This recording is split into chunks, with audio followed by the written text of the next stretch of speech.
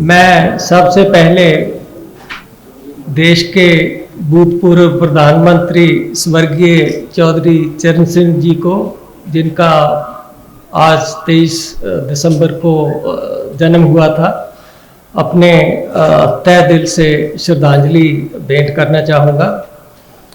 उनकी जो समझ कृषि में थी, वो एक कृषि अर्थशास्त्र का विद्यार्थी होने के नाते मैं ये सोचता हूँ वो बहुत कम लोगों में होती है।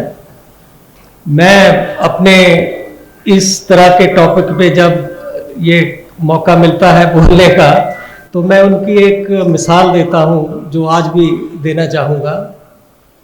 भारत में जब एशियन गेम हुए थे 1981 में या 80 में, तो उस समय चौधरी साहब ने एक स्टैंड लिया कि ये पैसा खर्चना व्यर्थ है और इतने पैसे से इतने ट्यूबवेल लग सकते थे, इतना एरिया इरिगेशन में आ सकता था और उससे इतनी पैदावार बढ़ सकती थी, इतनी भूखमरी एड्रेस हो सकती थी, इतनी किसानों की आय बढ़ सकती थी।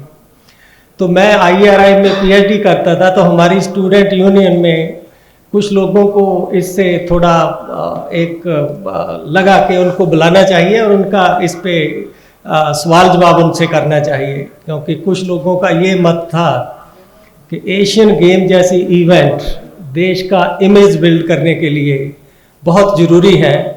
सभी इवेंट को in terms of benefit cost नहीं देखना चाहिए, ये एक फीलिंग थी। तो हमने चौधरी साहब को बुलाया और उन्होंने अच्छी तरह बोले जो भी था। तो उसी उनके लेक्चर के पश्चात सवाल जवाब हो रहे थे। तो मैं सिर्फ एक चीज़ कहना चाहता हूँ, क्योंकि आज हमारा टॉपिक थोड़ा अलग है। जब एक लड़के ने उनसे बहुत ज़्यादा ये प्रश्न पूछा कि आपको जो ये मॉडर्न चीज़ें हैं, जो अर्बन डेवलपमेंट है, इंडस्ट्रियल डेवलपमेंट है, इससे इतनी चिढ़ क्यों है, उसने एक मतलब थोड़ा प्रोवोकेटिव वे में चौधरी साहब से ये सवाल पूछा। तो उन्होंने उसका जो जवाब दिया, जिसको हम इकोनॉमिस्ट डिस्पैरिटी कहते हैं, वो मुझे उस डिस्पैरिटी को देखने का सटीक जवाब जो दिया कि मुझे इसलिए चिढ़ है कि तुम्हारी दादियाँ भी पढ़ी हुई हैं और हमारी पोतियाँ भी अनपढ़ हैं। तो ये एक डिस्पैरिटी का एक मेथड है कि डिस्पैरिटी को आप इनकम की वेरिएशन या उसी से नहीं देख सकते। तो 5 जनरेशन का डिफरेंस उन्होंने जो एक सिंपल उसमें बताया। और इसी समय जब आज़ादी के बाद कुछ ऐसी भावना थी कि हमारे पहले प्रधानमंत्री रशियन और चाइनीज़ मॉडल से बहुत इम्प्रेस थे और इंडिया में भी वो उस तरह के मॉडल को, जॉइंट फार्मिंग, कम्यून फार्मिंग को बढ़ावा देना चाहते थे। तो आप में से जिसकी रुचि हो, मैं सुजेस्ट करूंगा कि चौधरी साहब की एक बुक है जॉइंट फार्मिंग एक्स-रेड, कि जॉइंट फार्मिंग का एक्सरे तो उसमें उन्होंने जो इंडिया के किसान है उसकी लैंड के साथ क्या अटैचमेंट है, क्या भावना जुड़ी हुई है, और उस तर्क के आधार पर उन्होंने इस मत को खारिज किया कि यहाँ पर जॉइंट फार्मिंग वगैरह जैसी चीज़ों का सोचना बिल्कुल ही निराधार है और कभी भी उसको लोग एक्सेप्ट नहीं करेंगे। बहुत अच्छी बुक है उनकी। तो ये धरातल से जुड़े हुए उनके विचार थे। अब मैं इस थीम पे आता हूँ। उससे पहले हरवीर जी को बहुत बहुत बधाई देता हूँ कि उन्होंने 1 वर्ष के छोटे से समय में जो रूरल वॉइस का डिजिटल प्लेटफार्म है, इसको एक बहुत उसमें प्रोग्रेस की है। और ये न्यूज़ का रिपोर्टिंग ही नहीं, न्यूज़ के साथ न्यूज़ एनालिसिस भी देते हैं, जो लोग उसको देखते होंगे, और बड़ा ऑब्जेक्टिव तरीके से देते हैं। ये सिंगल हैंडेडली बहुत ही मेहनत और बहुत ही लगन के साथ रूरल वॉइस में काम कर रहे हैं। हो सकता है हरवीर जी अभी आप अपने पास से इन्वेस्टमेंट कर रहे हो इस डिजिटल प्लेटफॉर्म में, लेकिन मैं इस इन्वेस्टमेंट में आगे बहुत वृद्धि के बीज देखता हूँ। तो आप लगे रहिए, बहुत जल्दी आपका डिजिटल प्लेटफॉर्म आपको बहुत बड़ा प्रॉफिट देने लग जाएगा, क्योंकि एक तो ये बहुत बड़े गैप को फिल कर रहा है और दूसरा रूरल इकॉनमी और एग्रीकल्चर में अक्सर जो आवाज़ें मिलती हैं वो बायस्ड है in one way are the others. और आप यदि अपना न्यूट्रल स्टांस मेंटेन रखेंगे जो अभी तक आपने रखा है, तो सचमुच में आप देखोगे कि लॉन्ग टर्म में उसी को अवसर मिलता है आगे बढ़ने का, जो किसी एक चीज़ से प्रभावित ना होकर जो वास्तविकता है और जो ऑब्जेक्टिविटी है उसके साथ जो इवेंट्स है उसका विश्लेषण करके उसको आगे बताएं। अब मैं आता हूं जो पहला सेशन है कि कोऑपरेशन का रोल एग्रीकल्चर और रूरल इकॉनमी में। ये जो टॉपिक इन्होंने लिया है इसलिए भी इसकी महत्वता बहुत ज़्यादा बढ़ जाती है, क्योंकि अब भारत सरकार ने निर्णय लिया है कि एक अलग से मिनिस्ट्री ऑफ कोऑपरेशन बनाने का। उसके सेक्रेटरी श्री DK सिंह साहब हैं, जिनका अपना एक्सपीरियंस है एपीडा का, केरला में प्रिंसिपल सेक्रेटरी एग्रीकल्चर का। मैं इसलिए कह रहा हूँ कि मैं गया हूँ इनके फंक्शंस में, कोई इनकी तारीफ करने के लिए नहीं। तो एक आदमी जिसको कृषि का ज्ञान है उसी को मिनिस्ट्री ऑफ कोऑपरेशन का फर्स्ट सेक्रेटरी बनाया गया है। तो DK सिंह साहब, आपकी हिस्टोरिक रिस्पॉन्सिबिलिटी अब बनती है कि इसके कोऑपरेशन के मैंडेट को आप ऐसा बनाएं कि सचमुच में जो लोग कोऑपरेशन से अपेक्षा करते हैं उस अपेक्षा पर ये मैंडेट खरा उतरे। आपने ऑलरेडी कंसल्टेशन प्रोसेस शुरू किया है, आप मेरे से भी मिले हैं, मैंने भी सुझाव दिए हैं, बाकियों से भी मिल रहे हैं। तो इस तरह से आपके ऊपर एक बहुत ही देश के भविष्य से संबंधित जिम्मेदारी है और मुझे आशा है उसे आप बखूब जो है निभाएंगे। दूसरा, मैं इसलिए देखता हूं कि हमारे देश में कोऑपरेशन का जितना हम फ़ायदा उठा सकते थे हमने उतना फ़ायदा नहीं उठाया। पहली जो 5 वर्षीय योजनाएं थी, यदि आप उनको देखें तो कोऑपरेशन पे बहुत ज़्यादा बल दिया गया था कि हम कोऑपरेटिव को आगे लेकर जाएंगे, लेकिन कोऑपरेशन की जो विकास हुआ वो लॉपसाइडेड रहा।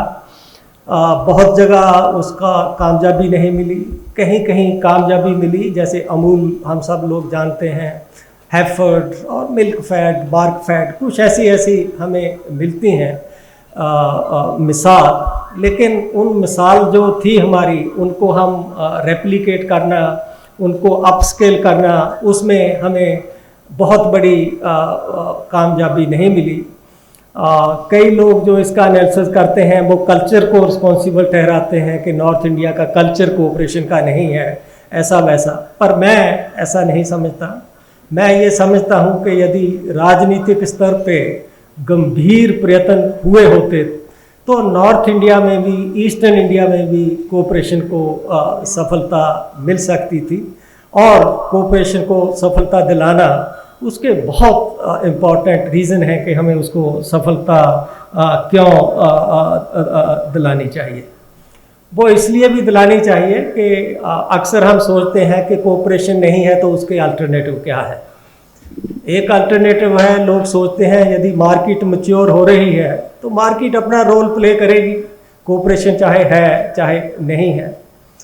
दूसरा, देश में एक थिंकिंग आई कि अधिकांश एरियाज़ में हम पब्लिक सेक्टर अंडरटेकिंग को सरकार का एक संस्थान बनाकर काफ़ी जो इश्यूज़ हैं उसको कर सकते हैं, सभी को नहीं।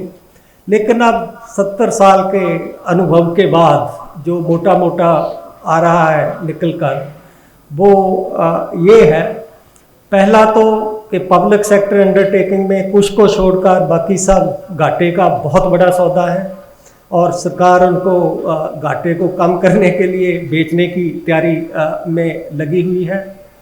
दूसरा, वेस्ट में इस चीज़ की पहले ही रियलाइजेशन थी कि मार्केट्स कभी भी परफेक्ट और कॉम्पिटिटिव नहीं होती, वो हर सिचुएशन में परफेक्ट और कॉम्पिटिटिव नहीं होती, और मार्केट फेलियर अक्सर होता है। जो एग्रीकल्चर और रूरल इकोनॉमी में ज़्यादा मार्केट फेलियर और मार्केट इम्परफेक्शन होते हैं, तो उनका एक अल्टरनेटिव, उनका एक जरिया क्या दिया जाए। तो ये कोऑपरेटिव को भारत में भी ही नहीं, यदि आप एडवांस कैपिटलिस्ट इकोनॉमी को भी देखें, आप जापान को देखिए, डेनमार्क, नीदरलैंड, न्यूजीलैंड, फ्रांस, वहाँ बहुत बड़ी बड़ी कोऑपरेटिव्स हैं। तो यदि कैपिटलिज्म या मार्केट इकोनॉमी एग्रीकल्चर या रूरल इकोनॉमी की समस्याओं को एड्रेस कर सकती, तो शायद ये एडवांस इकोनॉमी कोऑपरेटिव्स को इतना सपोर्ट, बहुत बड़ी सपोर्ट मिलती है सरकार की वहाँ कोऑपरेटिव को। जापान में मैंने पर्सनली देखा है क्योंकि मैं वहाँ 1 साल रहा हूँ, और बाकियों का मैंने लिटरेचर में पढ़ा है। हम अमूल पर इतना गर्व करते हैं। कल मैं नेट पे देख रहा था कि दुनिया की टॉप की कोऑपरेटिव कौन सी हैं, तो जो गूगल कर सकते हैं आप, उनमें अमूल का नाम ही नहीं है जो टॉप की है। हमारी इतनी बड़ी संस्था, उससे इतनी बड़ी बड़ी संस्थान हैं फ्रांस में, डेनमार्क और सब जगह के, अमूल का उनमें नाम नहीं है। ये मैं इसलिए कह रहा हूँ कि ये सोचना कि मार्केट है तो हमें उसकी ज़रूरत नहीं है। तीसरा बिंदु जो मैं आपसे शेयर करना चाहूँगा कि रूरल जो हरवीर जी ने नाम रखा, मेरे से भी इनका डिस्कशन हुआ था। एग्रीकल्चर रूरल का हिस्सा है, लेकिन रूरल एग्रीकल्चर का हिस्सा नहीं है। और ओवर टाइम, यदि मान लो आज से कोई 60 साल पहले, हो सकता है कि रूरल एरिया में एग्रीकल्चर 90% हो, लेकिन समय के साथ नॉन एग्रीकल्चर रूरल एरिया में विकसित होता जाता है। और लेटेस्ट आंकड़े ये हैं कि एग्रीकल्चर इकोनॉमी अब रूरल इंडिया का केवल 31-32% है। 68-69% जो है वो नॉन एग्रीकल्चर इकोनॉमी है। सर्विसेज सेक्टर है, स्मॉल इंडस्ट्री है, माइक्रो इंडस्ट्री है, MSME है, ट्रेड है, शॉप है, सर्विसेज है, इस तरह के। तो इसलिए रूरल जो है इसमें एग्रीकल्चर समाया हुआ है। तो कोऑपरेशन को एक बड़े पिक्चर में देखना, रूरल जिसमें एग्रीकल्चर भी शामिल है, एक सही नज़रिया है। और मैं एक फंक्शन में था, बानवाला जी ने कराया था, तो मैंने जेतले जी की मौजूदगी में ये कहा था कि बानवाला जी ने नाबार्ड को एग्रीकल्चर बैंक से agriculture and rural development bank बनाया, कि ये रूरल एक्टिविटी इन्होंने इतनी शुरू की। और वही एक बैलेंस्ड डेवलपमेंट का सोर्स है। अकेले एग्रीकल्चर पे जो है बहुत देर तक फार्मर भी नहीं रह सकते। लेटेस्ट सर्वे ये बता रहे हैं कि 47% इनकम एग्रीकल्चर हाउस होल्ड की नॉन एग्रीकल्चर सोर्सेज से आती है, तो उसको इसमें शामिल करना बहुत ज़रूरी है। तो कई तरीके हैं, इनपुट मार्केट है, आउटपुट मार्केट है, फार्म इनकम है, और ये इस तरह के बहुत से तरीके हैं। मैं सिर्फ एक एग्जांपल देता हूँ। अब कंपेयर करिए कि एक गांव में कोऑपरेटिव है, वो किसानों को फर्टिलाइज़र वहीं दे देती है, और दूसरे में नहीं है और वो फर्टिलाइज़र लेने के लिए शहर में जाते हैं। एक तो ये है कि क्योंकि कोऑपरेटिव ने अच्छा फर्टिलाइज़र खरीदा, तो वो रिटेल प्राइस ज़रूरी नहीं है पे करनी पड़े, वो एक बार्गेनिंग से होलसेल और रिटेल के बीच की प्राइस उनको पे करनी पड़ेगी इनपुट के लिए। दूसरा ये कि ट्रांसपोर्ट का खर्चा, कि आपको शहर से फर्टिलाइज़र लेने जाना पड़ा, टाइम, डीजल, ट्रैक्टर का समय, वो सब चीज़ों की बचत हुई। तो इस तरह की अनेक उदाहरण हैं कि कैसे कोऑपरेटिव इनपुट का कॉस्ट कम कर सकती है, किसान की इनकम जो है ज़्यादा कर सकती है, स्केल अप करने में कैसे कर सकती है। और सबसे बड़ा रोल मैं ये देखता हूँ कि हमारा जो आश्रित कृषि से आत्मनिर्भर कृषि बनाना है। अब आज किसान हर चीज़ के लिए सरकार की ओर देखता है, सरकार की ओर बहुत सी चीज़ों के लिए देखना चाहिए, लेकिन हर चीज़ के लिए नहीं। वो एक लॉन्ग टर्म में अच्छी बात नहीं है कि हर चीज़ के लिए हम सरकार को कहें आज इतना पैसा दीजिए, कल उतना पैसा दीजिए। ना ही वो कोई सरकार कंटिन्यू कर सकती है, ना ही वो किसी भी क्षेत्र या उसके लोगों के लिए एक स्वाभिमान जो होता है उसके लिए कोई अच्छी बात है। तो कोऑपरेटिव एक ऐसा फॉर्म है जो आश्रित कृषि को आत्मनिर्भर कृषि की ओर ले जा सकती है, एक ऐसा प्लेटफॉर्म उससे मिलता है। इसी तरह नॉन एग्रीकल्चर में भी बहुत ज़्यादा एग्जाम्पल है, पर मैं ज़्यादा समय नहीं लूँगा, हो सकता है हम एक फिर कभी इस चीज़ का मौका मिले। लास्ट में मैं सिर्फ यही कहना चाहूँगा कि अब मिनिस्ट्री का नाम मिनिस्ट्री ऑफ कोऑपरेशन है। कोऑपरेशन कोऑपरेटिव से बहुत बड़ा शब्द है। कोऑपरेटिव कोऑपरेशन का एक बहुत बड़ा हिस्सा है, लेकिन सब कुछ नहीं है। कोऑपरेशन में बहुत सी और चीज़ें समाई हुई हैं। तो मुझे पूरी आशा है कि डीके सिंह साहब कोऑपरेशन मिनिस्ट्री का मीनिंग कोऑपरेटिव तक कन्फाइन नहीं करेंगे और कोऑपरेटिव का मीनिंग एग्रीकल्चर क्रेडिट तक कन्फाइन नहीं करेंगे, जो अभी हो गया था। तो इसको एक ब्रॉडर थीम बनाकर देश के विकास के लिए इस्तेमाल करेंगे। बहुत बहुत धन्यवाद।